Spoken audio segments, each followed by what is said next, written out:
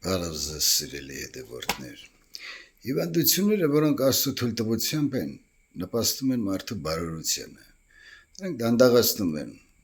մեր կյանքի խենթ եւ անուղելի ընթացքը,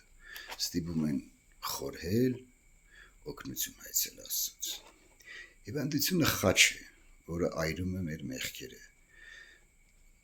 Այն մեղքերը, որոնք մենք ընդհանրապես մեղքել չենք համարում, դեռ չենք հասկանում։ Հետևաբար մենք պետք է միշտ գոհություն հայտնենք Աստծուն իր անսահման սիրո եւ ողորմածության համար,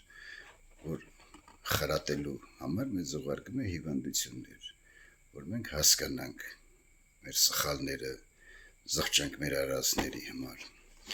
Դրա համար հիվանդությունների ժամանակ մի տրտնջացեք եւ մի նեղվեք։ Աստված ձեր կողքին է։ Դիմեք Աստծուն, Տեր Աստված, լուսավորի միտքս ցույց տուր։ Ոնց անենք, որ կարգավորվի այս իրավիճակը։ Աղոթեք,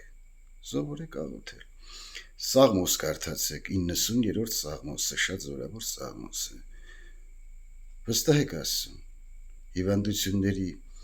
ժամանակ մինչև բժիշկներին դեղերին դիմելը, դիմեք Աստծուն, Աստված ողորմած է, կօգնի ձեզ։